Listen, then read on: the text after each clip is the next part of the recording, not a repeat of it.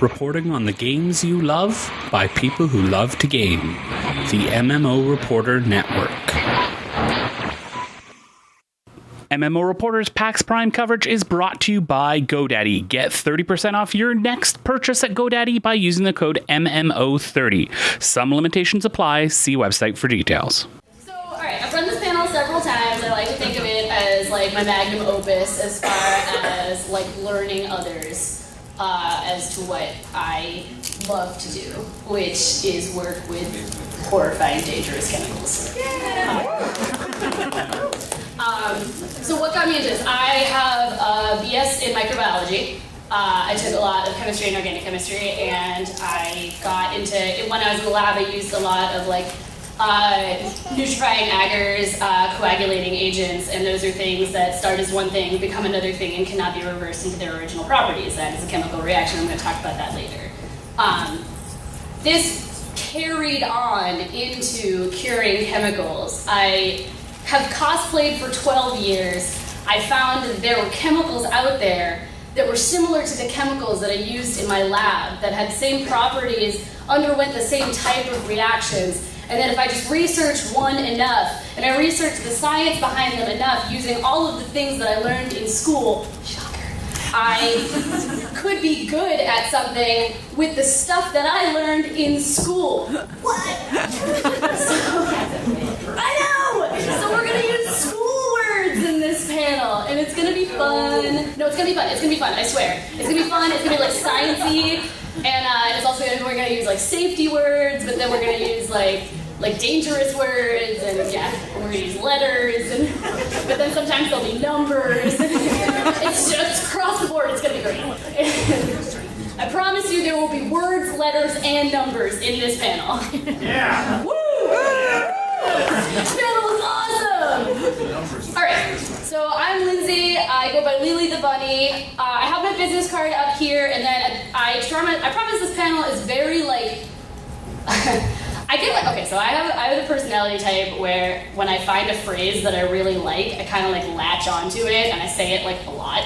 So I've been using two phrases a lot already over the course of, I got here on Monday, and I've been here when I work as a consultant for S2 Games. I've been doing a lot of stuff for S2 Games since Monday, and I've been using two phrases, both of which I think are very applicable to my panel. One, it's going to be fly by night, and two, it is going to be a base coat panel on on molding and casting. So if you have like a project in mind that you're like, I really want to do this cosplay, I really want to make this thing, I really have like, I have a picture in my mind of something that I want to do, and you mentioned a couple things, is there a direction you can point me in? I have a Q&A section scheduled at the end of the panel after the base code part. So if you guys, that's what the microphone is for. We can do that at the end if you have specific questions. I look forward to answering them. And then at PAX East, I spent like 2 hours afterwards just standing outside the panel room answering questions. And then, like I said, I have my business cards here. I don't think there's ever been a question I didn't answer. I'm not super famous or anything, so it's not like I'm like, oh my god, I have so many questions and I'm so famous, so I get so many messages and I just can't answer them all. Like, that's not what my life is like, so I get like a message like a day, so it's fine, you can message me and I will answer. So, oh no! Ooh, did you see that? Yeah! Somebody's filming right now too, so like that's on video. Yeah. Alright. First of all, I was in the NBA, so yeah, not even the WNBA. All right, first thing is first. I mentioned earlier, these are dangerous chemicals. If in nature, if something smells really, really bad and like you get like a headache from it, that's like nature's, like that's Mother Nature's way of being like, don't be near this, if at all possible. That's like her way of being like, stay away. Like skunks and those things. They're like bad things that do bad things to you. So all of these things are carcinogenic, like smelly, terrible things. If they don't smell bad, chances are still toxic. That's the rub. Yep. The only things that are not toxic that I'm going to talk about have the words body safe in them, so you will know. But the safety equipment that I use basically across the board is like jeans, long sleeve t-shirt, gloves, non-latex. We will talk about this later. Latex sucks. First of all, latex allergies are like ridiculous. They are like peanut allergies now. They can cause horrible reactions. Latex dust and latex powders on gloves can transfer from even the smallest areas you can get on your clothing. They can transfer through air. Being in the same room as latex is difficult for some people. It's just, latex is a bad thing. Let's move away from latex. Nitrile gloves are the greatest thing ever, and they are super cheap. You can get like 500 of them for like $4. So like whatever, and just go to your CVS, get 500 gloves for like $4, and they're like purple. It's great. There's no need to get latex gloves, and you're not going to want them anyway because they can seriously mess up your work. Always cover your eyes. This stuff can really mess up your eyes. Everything that we work with here, even if it says body safe, can really mess up your eyes. So safety glasses, even if regular glasses are fine, safety goggles are great. If you're using anything carcinogenic, a respirator is the only way to go. Surgical masks and dust masks are designed to keep particulate matter out. Surgical masks are designed to keep like people out, like people's organs, like any blood out of your face, like if you don't want to eat people. That's why they're called surgical masks. Like we're not performing surgery. I'm not running a panel on surgery, so that's why surgical masks don't really make too much sense. And dust masks are for keeping out dust, and I'm not running a panel on how to use dust. So those are another thing that I see people use them, and I'm like, it's not doing anything. It's not doing anything. It's not. If you're sanding, a dust mask is fantastic. Molding and casting, a dust mask is doing basically nothing. So a respirator or a HEPA filter, something that's gonna like filter out like the carcinogenic fumes, because the fumes are the biggest problem, are what's gonna keep you actually safe. Or working in a ventilated space, and I'm pretty sure that's, yeah. This is one of the biggest things to keep in mind when molding and casting and keeping yourself safe. It is, when working with blank, work in a blank room. So when working with a carcinogenic substance, work in a ventilated room. Now, a ventilated room is a room that has direct access to the outside. So a garage, a room with open windows, a room with HEPA filters. HEPA filters have access, are air ducted to the outside. It can't be a room with fans or like a room that doesn't have any open doors or something. Like open ventilation means that you have like circulating air. So like this room right now is not open ventilation, and carcinogenic substances will dissipate from one area to the other. So if I'm working with a carcinogenic substance over here, even the person way over at the end of the room is at risk. And like these substances, yeah, it's not going to be, you're not going to die from using them once, but it's a build-up thing. If this is something you want to turn into your hobby, I work with these materials on a weekly basis, and I've done it for the last 4 years. Eventually that's going to catch up with me if I'm negligent about my safety. And why would I do that when I want to do this for the next 400 years? Because I imagine the singularity is going to happen, and I'm going to get robot body parts, and I'm going to live to be 1,000 years old. Obviously. I'm not dumb. I told you. I went to college. Now, when working with non-carcinogenic materials, work in a closed ventilated room. A closed ventilated room is a room that basically has access to, like, open enough space that regular breathing does not recirculate the carbon dioxide that you're breathing out. So, like, don't work in a closet, or like a cardboard box. Or like some people are like, oh yeah, you know, I have like a walk-in closet that I keep my sewing machine in, and I'm like, that's great because your sewing machine isn't generating carcinogenic fumes or anything, but like the small chemical reactions that take place in things like silicone, which are non-carcinogenic, are still like minutely toxic, And you just, if you're just in a room like this, we all could have a silicone party. We could all totally be working with silicone. Me and you guys could all be like working with silicone and urethane rubber. It would be so much fun. We would be making the greatest molds ever.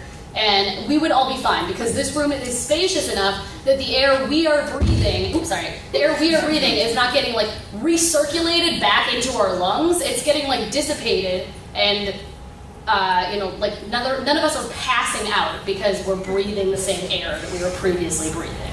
So like you don't want to work in like a space that you're like, I'm getting kind of like lightheaded because the air in here is really like a shower or something. Don't work in a shower or a bathroom or people have told me the strangest stories.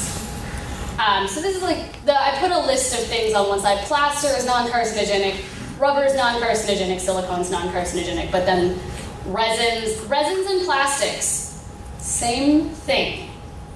Don't get confused, same thing. And epoxies are all highly carcinogenic. Alright, this is like my favorite slide in the entire world.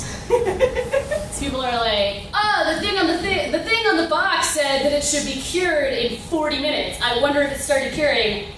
It's been 40 minutes. Nope.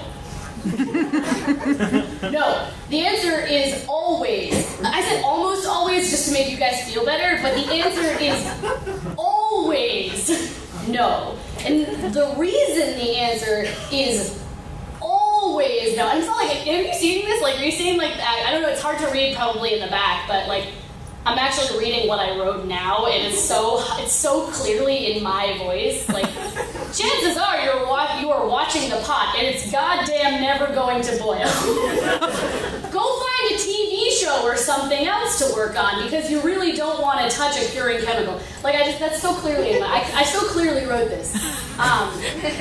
Like, the reason that those numbers are written there, and they actually, like if you read farther on the MSDS and on the like instructions of these chemicals, it tells you like 40 minutes in a 77-degree Fahrenheit room with 0% humidity and no particulate matter. Like, let me break it to you guys.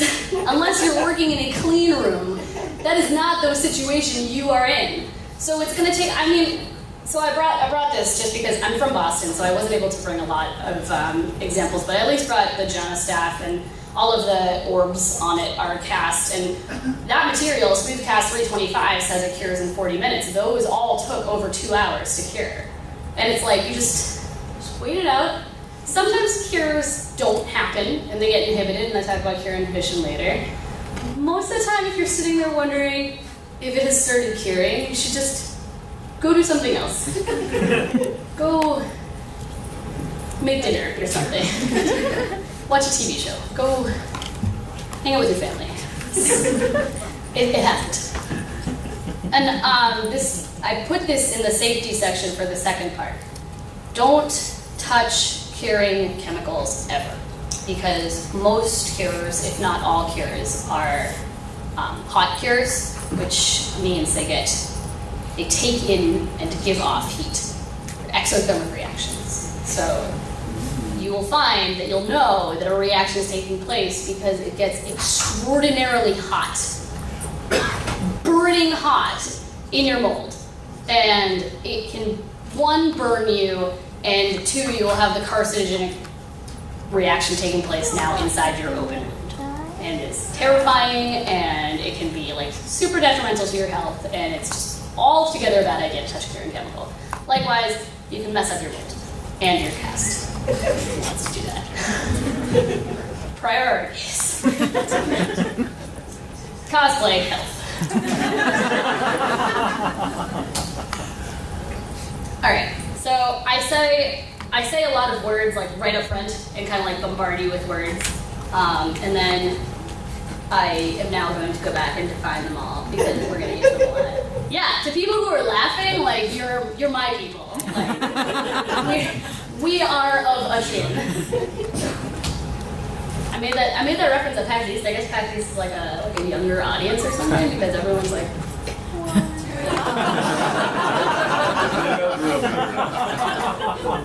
I was like, really? Really, kid? done you wrong. Second Undercut. Okay, curing. And I use the same analogy, and I continue to use the same analogy since I started running this channel, which is baking a cake. When you bake a cake, you take flour and sugar and water and baking soda and baking powder, and you put it all together, and you put it in your oven, and when you take it out, it is a cake. Now, if I handed you that baked cake, I had said, turn it back into the things I gave you originally, like flour and water and baking powder and baking soda, and give those back to me because I want my sugar back. Like, you would not be able to do that because it is a chemical reaction. I added heat and broke apart a bunch of chemical bonds, and they went all back together in a different order. And so I can never get my sugar back. My sugar is gone forever. And that is curing. So unlike hot glue or something like that, where if I just apply some heat, I can get my glue back. I can remelt the glue and shove it somewhere else. Or like put it back in a tubular shape and get my original glue stick back. I will never get my sugar back when I bake a cake. It's the same with curing chemicals. I'm never going to get my part A or my part B back when I put two curing chemicals together. They undergo a chemical reaction. Usually heat is given off in an exothermic reaction, and the two parts become an entirely different chemical. So the two part A's and part B's don't mix and become like part A plus part B. It's like part A and part B come together, break apart, refuse, and become C, which is like, that's why I say like curing is not drying. When you put your clothes in the washing machine, they get wet, and I put them in the dryer, they get dry. They're still my clothes, they're exactly the same, but like one's wet and one's dry. If I put them back in the washing machine, they're the wet clothes. If I put them in the dryer, they're the dry clothes. It is nothing like that. It is like putting your clothes in the washing machine and taking out a Ferrari.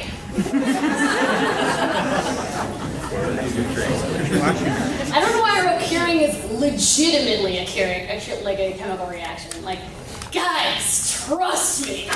Chemical reactions exist as if like they are like rare or something. I wrote this presentation like 5 years ago, so I guess I was crazy. I don't know. Crazier.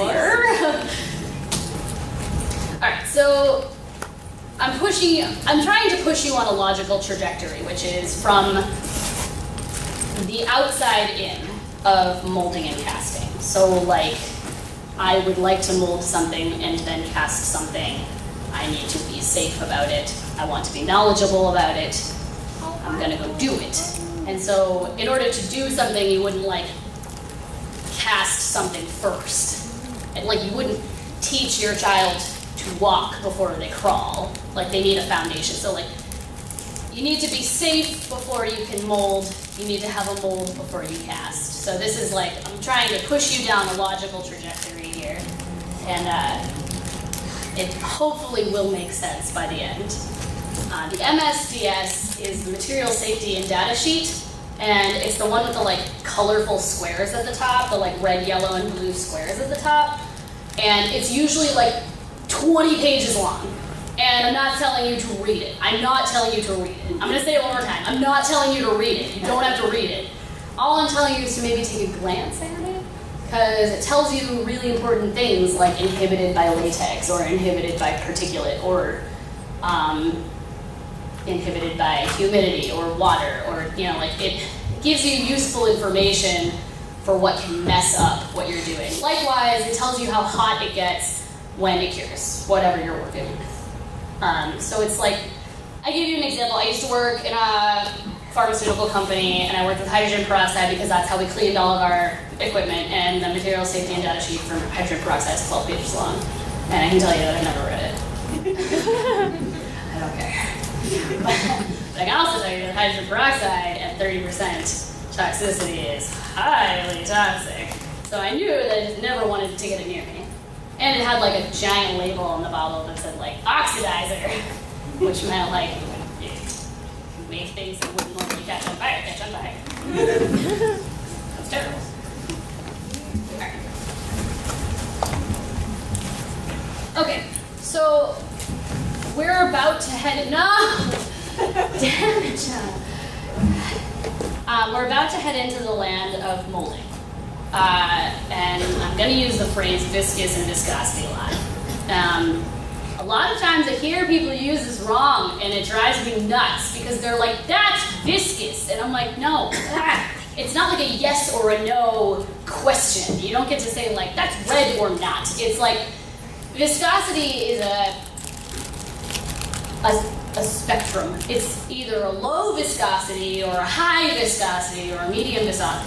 Things like cake batter are extremely high viscosity. They have low flow. If you held up about a bucket of cake batter and flipped it upside down, it probably wouldn't go anywhere. Likewise, if you flipped over a bucket of water, it would go everywhere because it has super low viscosity, which is high flow. It's a measure of flow and the distance between molecules. A lot of curing materials have like one super high viscosity part and one super low viscosity part. And mixing them together sucks, but is a necessary evil. And one's usually like the filler and has like very little chemical value, and one has like a lot of chemical value and actually provides a reaction. So it tells you like which one per se to add pigment to, or like maybe which one I should measure first or something. You know, like there's value in knowing these basic things that seem kind of extraneous.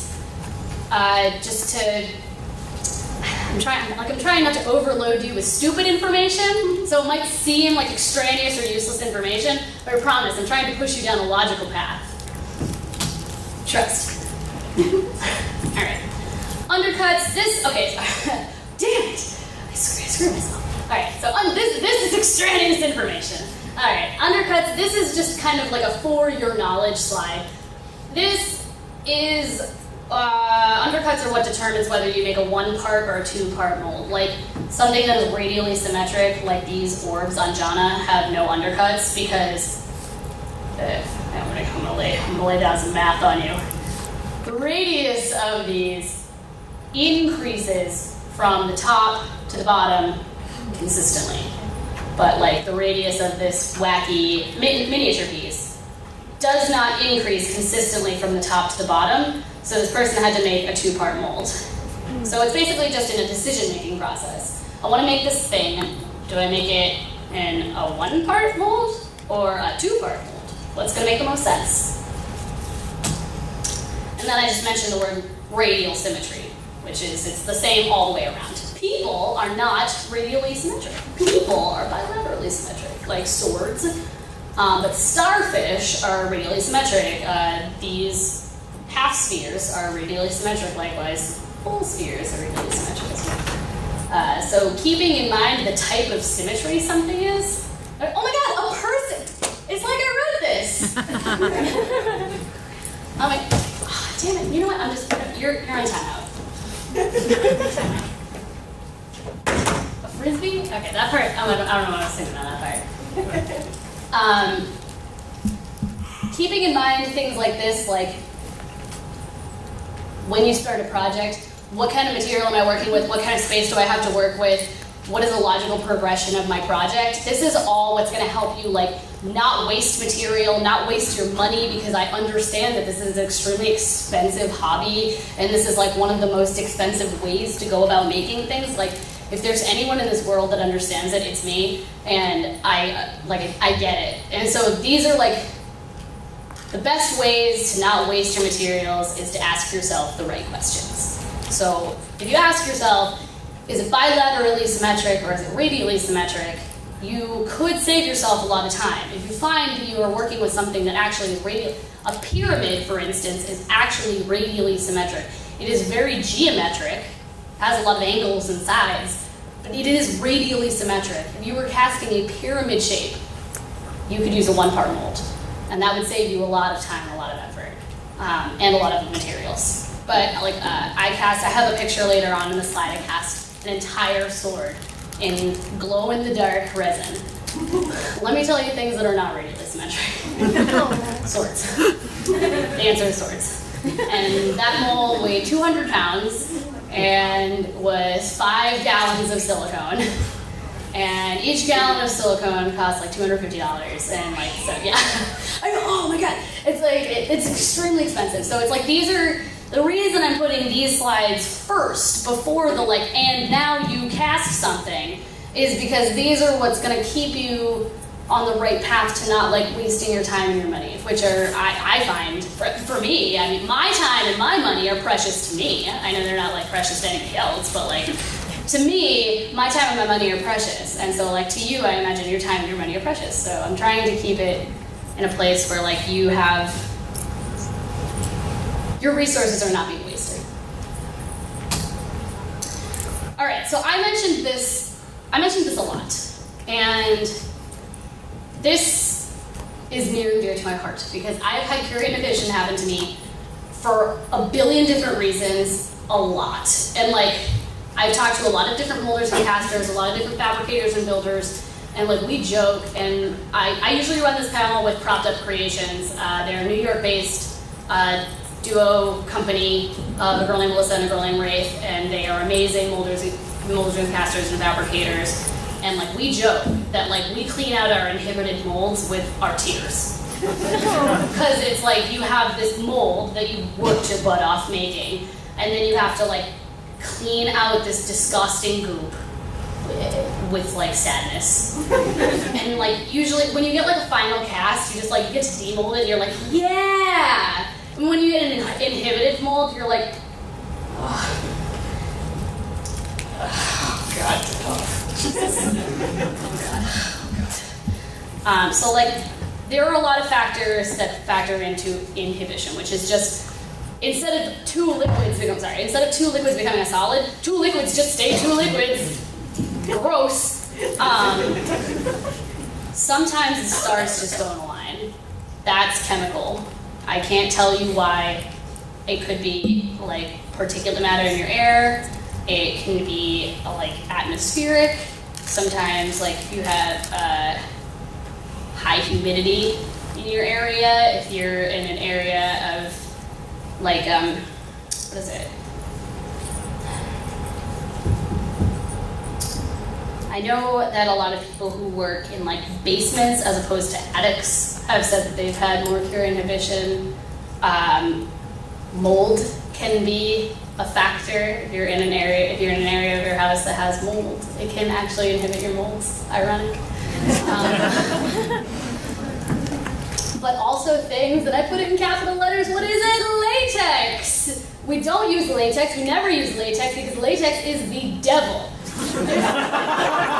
Literally no reason to use it. Don't use latex. Why would we use latex when we can use nitrile? Latex sucks. So latex inhibits all silicones, all platinum cure silicones, and most tin cure silicones will be inhibited by latex. Don't use latex. It will waste your money. It will waste your time. Not worth it. It's literally the least worth it substance you could have in your person. Don't use it. And then the other one is water. Just keep it away. First of all, don't eat and drink near your molding and casting to me. I feel like I shouldn't have to mention this. I'm just going to say it now. Don't eat or drink near your projects. Don't get food near your stuff. First of all, for the sake of, like, for the love of God, like, you don't want to get food on your stuff. Gross. But on the other hand, you don't want to eat these materials. Like, that's cosplay hell. Let's be real. Like, water is the absolute crux of devilish hell when it comes to casting. If you get even, like, the tiniest little droplets in your curing silicones or resins, they'll, like, bubble into this, like, horrifying hell substance, like the walls in Darksiders that you have to crawl up and stuff. It's like that. Like it becomes this whole mass in and of itself. And you're like, dear God, what has gone wrong here? And the water is like, soap. Seriously? I just sneezed across the room. How did this happen? So keep it as dry as possible. I put like a lot of like newspaper, like under my work surfaces as much as possible because wood is very porous, and even when it seems dry, sometimes it can be harboring rogue water droplets. And so I try not to like work on any raw wood surface, and if I am, I put like either a tablecloth or a drop cloth or a tarp or and newspaper, because paper is 100% fantastic. If it gets even slightly wet, you're like, there's an insider here. Mold keys, and this is, I have a picture afterwards that shows what a mold key is, but it's basically just, if you have to do a 2-part mold, make sure you use mold keys. It just allows the molds to line up perfectly correct, so that when you pour the resin or whatever you're casting into the mold, it doesn't like ooze out everywhere. I will say that when I cast the sword that I cast, I did have a lot of mold keys. I did not have enough mold keys, and I noticed that because there was like resin rivers running out of my mold, and that's when you know like you have a leak. It needs to be sealed, and so mold keys just allow you to line it up and seal it shut. Usually I use like bolts and just like stick them on 1/2 of the 2-part mold, and then when you pour the silicone on it, you like pull it out, you just like pull out the bolts, and they're like a nice little like, here, I'll show you a picture. There's like these little holes that line up. You just make sure, now it's like super sure that the mold is lined up right, there's no leakage, nothing's gonna like come out of it or anything. That's just if you have to make a 2-part mold, just use mold keys, Google mold keys, because I've made that mistake before where I'm like, oh, just like smush it together like a sandwich. No, it's not. Just like a sandwich, it's not sealed shut. It's exactly like a sandwich. Okay, now we are on to slush brush and cold casting. Slush brush and cold molding as well. These are more words. I feel like I don't know why I just told you that. Alright, slushing anything means that you're putting an amount of liquid inside something and then you're moving it around to like coat the inside, so it's creating a hollow final. Brushing is taking a brush and brushing it inside of something. It's very literal. And then cold means you're taking a substance, you're putting in a powder. So you're taking a liquid substance, you're putting a powder substance in it, and then you're casting it. Usually it's like metals, so you'll take like a resin. I have become a converted patron of smooth cast onyx, which is black, and using powders for cold casting. So you get this like, you use metal powders, super expensive. So like, okay, I'm gonna use all the words at once. So you cold cast by cutting your resin with metal powders, which is like, you mix the 2 parts together, add your metal powder, then you brush it into the mold, and so you have like a thin layer of metal powder because it's super expensive, and then you put the regular resin, no metal powder in, and you slush it behind it. So I just use all 3 of the words at once. So you have a hollow final, not wasting materials. You've brushed in the cold cast layer in the top. And I will say, anything that is cold cast, anything that is cut with powders, is sandable at the end, which is awesome. Most resins are sandable to begin with, but they're very soft, so you don't get like that. It's not like sanding metal, but since you've cut your resin with metal in a cold cast situation, it is exactly like sanding metal, because you are sanding metal. Cold casting does add time to your cure time. If you add metal powders to your resin, you also add time to how long it takes for that to cure. If it takes 2 hours, it's probably going to take 2 days. So it's not that long. If it takes 2 hours, it's probably going to take 10 hours. So keeping that in mind is good if you want to cast something like a shield, or I've seen people cast buckles and stuff, cold casting, just because it's a super neat technique. Keeping in mind that that cure is going to take a lot longer is quintessential, because the materials are expensive. You really just don't want to mess with that. You don't want to mess up your hard work and your money.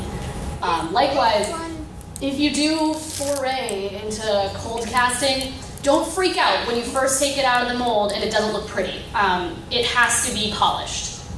Just like actual metal, if anyone has ever metal smithed anything, just like actual metal, when you first cast or when you first pour it and it comes out of its mold, it is ugly and it has to be polished. So it's just, cold casting is awesome. It's like metal smithing for idiots. We're slightly better than actual idiots because we're casting things. So. For better than average idiots. All right, now we're molding. Yay. Mother molds are like the molds that give your whole project structural integrity. Because the worst possible thing, I'm gonna step back for a second. A mold is going to take a shape and replicate it for you. That's a negative. And it's going to allow you to create another positive out of a different material. What you don't want is at any point in time for your negative to move or to warp, because it's going to change the shape of your positive. We want to create direct copies at all points in time. Everything needs to be identical at all points in time. So a mother mold maintains structural integrity throughout the entire course of your project. In that regard, you want it to be rigid. So mother molding materials are going to be like plaster. And plaster's great because some things don't require inner molds, some things don't require like silicone molds or rubber molds or foam molds. Like you can cast a lot of things just in plaster. And plaster is awesome because it's really, really cheap and really, really accessible. It's at every Michaels, it's at every AC Moore. You can buy it anywhere. It's super easy to work with. It's mostly non-toxic. You know, I still recommend, you know, like jeans, long shirt, you know. I even recommend gloves with plaster just because it's super dehydrating. So if you have sensitive skin, you can get a rash from it. Like once I also have Hydrocal on here, which the slide, okay, so the first time I ran this panel, the slide for Hydrocal said, Hydrocal, this is actually a mortar material. This is what I'm reading it right now. Hydrocal, this is actually a mortar material. It's commonly known as Plaster of Paris's red-headed stepchild. And somebody came up to me after the panel and was like, I'm highly offended by that. And I was like, I'm sorry. I feel like I have jurisdiction in redhead jokes. So, I don't know, I kind of feel like I'm allowed to make that joke. And they were like, that's really offensive to stepchildren. And I was like, oh.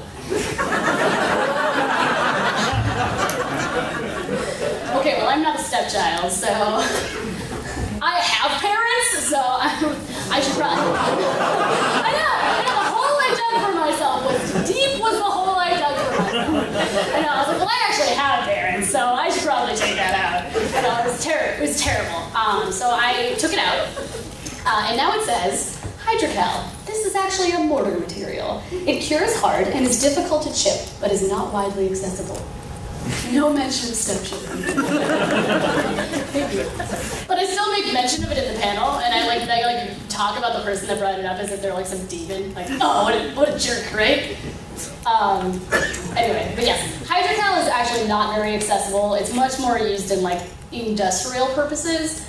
It is a lot harder than Plaster of Paris, but in that regard, it's much, and like neither Plaster of Paris nor Hydrocal is in any regards flexible.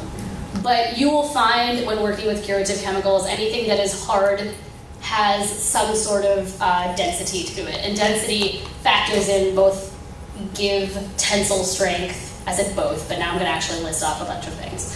Give tensile strength, heftiness, heaviness, and like hardness. And so Hydrocal would definitely have a higher shore hardness. But that means that it also has a higher like fragility factor to it, and it is much less flexible. So it captures less detail, but it is definitely harder, so it is less porous. I know a lot of people who cast latex will say, yeah, okay, so this is the only situation in which latex is allowed in our lives, when you are actually working with latex as a medium. In this regard, you can work with latex when it is actually the substance that you are trying to work with. Plaster molds are what you use for that, or stone molds, and I've heard a lot of people who work with latex say that hydrocal is actually preferable because latex is such a low viscosity substance that something with a high shore hardness, with a low porous, plaster of Paris has almost like a spongy quality to it, not in that it is spongy, but that it has tiny holes in it. Hydrocal has microscopic holes in it. Details do not slip through, like, you don't pick up the holes like you would in plaster of Paris. I've heard people who work with latex say working with hydrocal is preferable in that regard. For me, as someone who works very, very rarely with latex, I will say I use plaster of Paris for everything. It's cheap, it's easy to find, and I have worked with both of them and I don't see the difference. So those are two different like world views. I don't want to sit here and be like, this is what's right and this is what's wrong, but like those are like two different things I've heard and experienced, and that's like good to keep in mind. I've used both. I haven't seen a difference in both except for like hydrocal. My molds broke way faster, and that was annoying. And I paid twice as much, and that was annoying. So this slide sucks. And there's one for like every material. But this presentation is up on, I think, my Facebook page. My Facebook page has this presentation up on it. So I'm just going to skip over it for now and basically tell you that when working with plaster, the only key piece of information to keep in mind is you add plaster to the water, not the water to the plaster. Hey, see, people add the water to the plaster, because then you have all of this dry crap at the bottom the water can't get to, because it's like a dense powder substance that basically repels water. And if you put the powder into the water, then the water sucks it all up, and it's way easier to mix.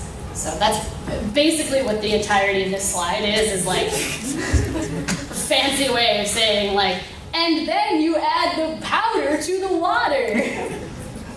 So, yay. All right.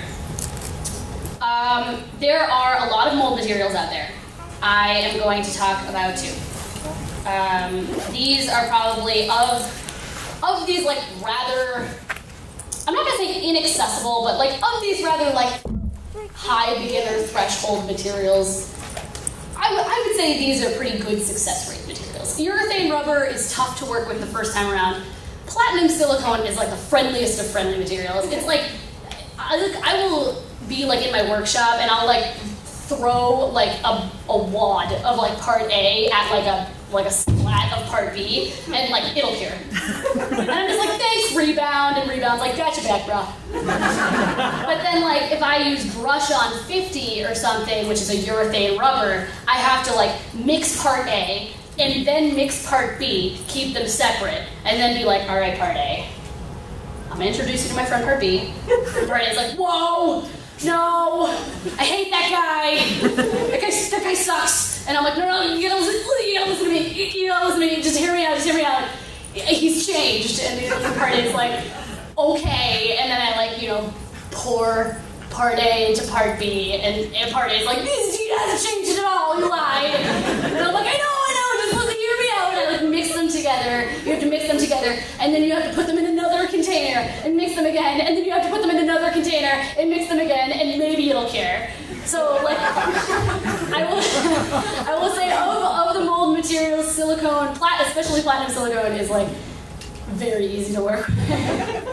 And urethane rubber is very hard to work with. But urethane rubber has a much higher density, so it can actually be used as a final and as a mold. And I've cast a lot of things, a lot of finals, like armor pieces in urethane rubber for, especially like ladies, especially chest pieces, and it's like really nice when chest pieces actually like look like your chest. Not like a mass of sadness.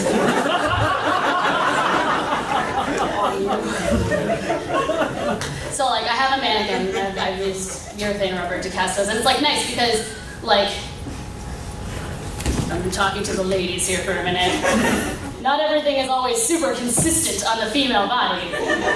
Rubber is a flexible substance. So if I were to cast something in resin, I would find, like my Jana costume is Warbler resin, and like sometimes I'll like clip it on me, and I'm like, wow, there's like so much space between like my body and this costume. Like, I look down and I'm just like, huh, all right, I'm gonna need some padding today. So that's why I love urethane rubber, because it can be both a mold and a cast material. That being said, it took me like months to be able to actually cast anything in it correctly, just because it's extraordinarily finicky. Whereas silicone, like I said, like I don't even like measure it anymore. It's like I did good enough, and like it's like all right.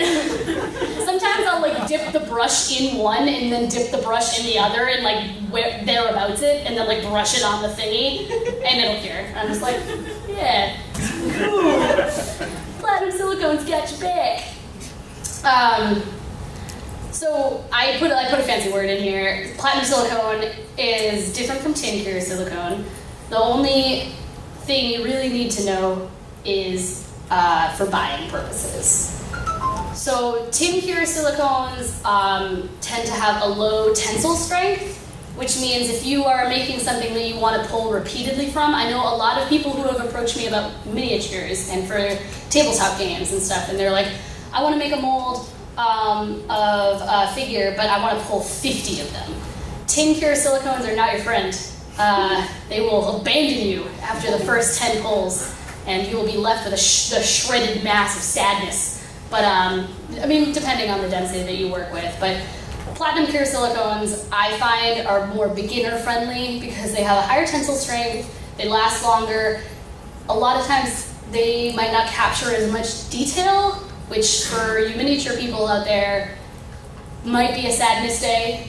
But for you cosplay people, I'm talking like microscopic detail, like detail you don't have to care about, like tiny, tiny detail.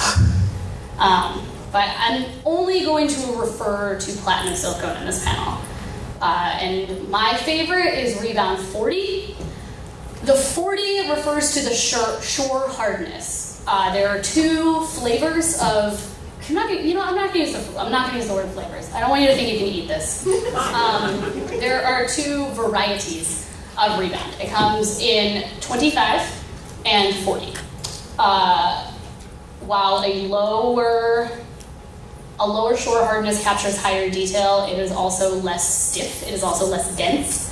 And so you might find that if you want to capture higher detail, you need a mother mold. You need a plaster mold to go on the outside, or a fiberglass mold to go on the outside. So these are all like in the planning stages, things you need to think about, like, oh, I can just make a silicone mold out of Rebound 40 and then I don't need a glove mold. Or like, this is a really highly detailed piece and I spent a really long time sculpting it. I want to capture as much detail as I possibly can. I'm going to make a thinner mold in Mold Star 10, but I'm going to have to use a fiberglass mother mold over it because it's a thin, flimsy mold. Planning stages, drawing board, dream board. I call it the dream board. It's like here, pin things to it. But anyway, so yeah. I used a fancy word, vulcanizing. Some silicones require heat, like an oven, to accelerate their chemical reactions. Platinum silicones do not, and that is why they are fantastic. All they require is your happiness and mixing abilities. Both Part A and Part B are of the same viscosity. They are both kind of medium to high viscosity, I would say like pancake batter. So it's annoying to measure out in that you'll measure it, especially if you're using gallon containers. I will say like gallon containers make the day harder for everyone all across the board, no matter what. But it's nice to work with the same viscosity because you know when you pour out of one container into another, or if you pour, a lot of times I will pour Part A out into a third container and Part B out into a third container, and that way the residue that's left behind is kind of equal for both because they're the same viscosity. They're going to leave the same kind of like crap behind, and that way if I measured out 4 ounces and it leaves behind 0.2 ounces, then both of them are going to give me 3.8 ounces. So I won't, it's not that metric of a science, but at least like I'll have a roundabout exactly the same. And the closer you are to exactly the same with any of these, the better it'll be. Unless it's like a 9 to 10 ratio or like a 1 to 3 ratio, in which case like you don't want to be exactly the same. Like, make sure you know what the ratio is. Most of these platinum silicones are 1 to 1. But if it's not 1 to 1, don't listen to what I'm saying. Sometimes like there's 1 to 0.9s and stuff, so just keep that in mind. MSDS, it'll tell you. So I wrote all painfully inhibited by latex, just to remind. I wrote on here some silicones can be sewn, which is neat. You can like have 2 pieces of silicones and then just get some mixed silicone and like coat the inside of the 2 pieces and put them together and sew them together. Cured silicone will attach to cured silicone if you don't use a mold release, so it will bind to itself. Not all materials will bind to themselves, so that is neat about platinum silicone, that a lot of things don't do. Dragon Skin specifically, and Dragon Skin FX Pro, which are very, very low density silicones, which are used for like prosthetics that have a very skin feel to them, are wonderful candidates for like sewing. So if you want to make like a bodysuit or something out of silicone, these are like top tier materials to look into. Dragon Skin 10, Dragon Skin FX Pro, but they're very floppy. So I wouldn't say like, you wouldn't want to make something like claws, but like if you wanted to cover your arm or something, like my friend Rick from Propta Creations made Flameth's arm from Dragon Age 2 out of FX and, or Dragon Skin FX, I think it was Dragon Skin. Yeah, it was. And like, it's very, very like floppy, so she wears it like a glove, which is awesome. And it was really neat because she was able to just kind of stamp the pattern on it while it was curing. It takes to manipulation very well. I'm like up against the wall all the time, so I might need to see the questions up to the panel. All right, casting materials. Well, I'm going to talk about resins. This is a sword. Yeah, it's like you can see it's like super rough when you first pull it out of the cast, but and then these are like gems that I've cast. The ones on the Blood Elf or on the belt, and then all the gems on like the armor of the Andalus, and then the wings on the boots I cast as well. Just like examples of what you can do with resins and stuff. Okay, so here we are in the world of toxic carcinogenic chemicals. I just wanted to say that they get really hot when they cure. Be careful. Polyester resin is clear. This is the stuff that you use if you want to make like gems or anything that you need to be like translucent. That's what I used for Jana. That's not what I used for Jana. Nope. I used Smooth Cast 325. But this stuff is really accessible. It's super carcinogenic. Like I definitely cast into my bathroom one time, and I definitely couldn't use my bathroom for like a week. So that was fun. Or like if I did, I was like, then like ran into my bathroom and like used my bathroom and like ran out of my bathroom. But you can get this at like any Michaels or AC Moore, and it can be colored using dyes. Not food coloring. I've had a lot of people ask me if they can use food coloring. You cannot. It is not one-to-one. It is a resin, and then it has a catalyst that's like a dropper, like an eyedropper, and you add a number of drops per amount of resin that you use. So that information is given on the bottle. But I use this stuff almost exclusively for gems, and it's really great. You can get it anywhere. I highly recommend if you want to like start off your voyage into this world, trying this stuff out. And that's what basically this is. This is the stuff that I use for Jana. One-to-one resins. I have a picture of Smooth Cast 300 there. That's like everyone's bread and butter. That's Smooth On's like premier product. It is a white resin. It is very easy to work with. It hot cures, but it is very hard to inhibit. It's one of those. It's like Rebound, like where you like throw a little bit of it somewhere and like throw a little bit of part A at part B, and like it cures. It cures in about 20 minutes. So it's very fast acting, which is great for like experimenting and like just trying things out, getting a feel for it. It's also not super expensive on a scale of things that are extraordinarily expensive. So, but these are, and like I said earlier, plastics. So when you get these materials, when they harden, they are plastics. Resins are plastics. Resin just refers to the liquid form, and plastic refers to the solid form. And the mixing and pouring for this is basically a lot of me saying, like, be careful, be very careful, be super careful. Because if there's anything that gets hot when it cures, it is 1-to-1 urethane resins. Likewise, and I want to make this super clear, if you are going to add pigment to anything, you always add it in a 1-to-1 situation. You always add it to part B. And I can give you the science behind it, but I'm not going to because it's boring. But basically, part B is the, like, inert part, and part A is the chemical reactive part, is the unstable part. So adding pigment to the unstable part might inhibit the reaction, but adding it to the inert part is just adding a bunch of crap to something that's already a pile of crap. So, it's fine. I often, as like a little hint, like if I'm gonna mix silicones or something, sometimes I'll add just a couple drops of pigment to part B of silicones or rubbers, just to make sure I'm mixing it fully evenly, because mixing is key for all curing chemicals. It is just like absolutely one of the top priorities for all of it.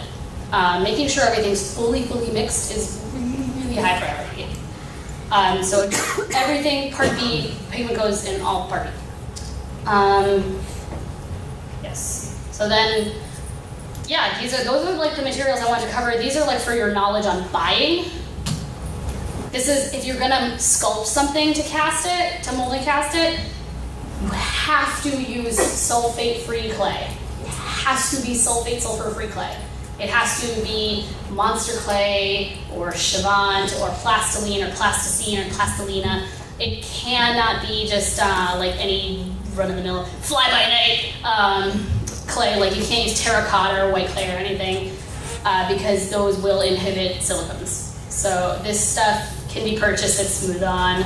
I know it can be purchased at a lot of like craft stores, and it's pretty cheap, and it's reusable. So that's awesome. I have like a bucket of it that I just like pull from. And like my friends that also mold and cast will like lend me some. I'm like, do you have 5 pounds of soft Chavant clay? And they're like, yeah, sure. And we'll just like lend each other buckets of clay that we'll like get back later. They're in like label buckets, great. Because we're friends if they don't lend you buckets of clay. The soft, medium, hard, extra hard refers to the density of the clay. The softer it is, the easier it is to work with. I will say you'll probably want to use microwave to work with any of these, but the softer it is, the less detail you'll be able to capture, but that's like finite detail. I mean, I suppose if you're making like jewelry, like very small details, it might be worth your while to get like a medium or a hard.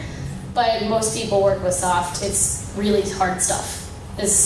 When it's fully dry, like, well, when it's fully cooled, it's pretty tough stuff. It's not like regular clay. You're not going to be like molding it in your hands. You need to heat it up to even like do anything with it. Mold release, absolutely quintessential to casting anything or making a 2-part mold because everything sticks to everything else if you don't use it. Everything is like inherently sticky.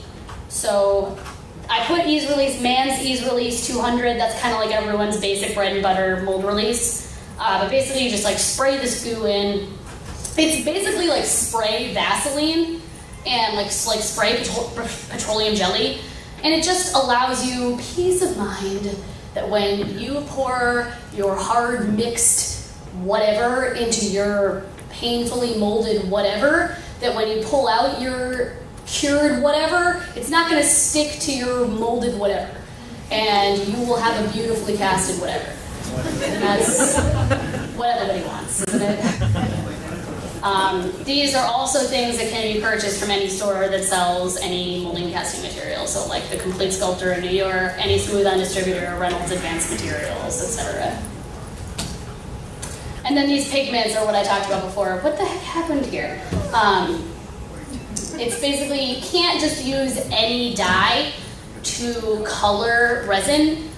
Most resins can be painted with acrylics, but honestly, like if you're painting something like a a base color might be nice. If you have something that you want to be like gray or something and you want to add details to it in acrylics, that's fine. But honestly, pigmenting the resin will give you a really nice start. And I highly recommend it. Resins and anything urethane rubber, urethane resin, urethane, like those use urethane pigment, which is made by So Strong, but then polyester resins have to use polyester dye, which I know you can buy at Michael's. I know that Michael's sells polyester resin dye. It's not as mixable as you might think. Like you might think blue and red makes purple, but you might want to just invest in purple dye if you need to make purple. A little goes a long way. So the best thing to do is just kind of like do a couple drops, mix it up, a couple drops, mix it up, see how it goes. Part B. And that's it. I ran up against the wire. Oh, thank you.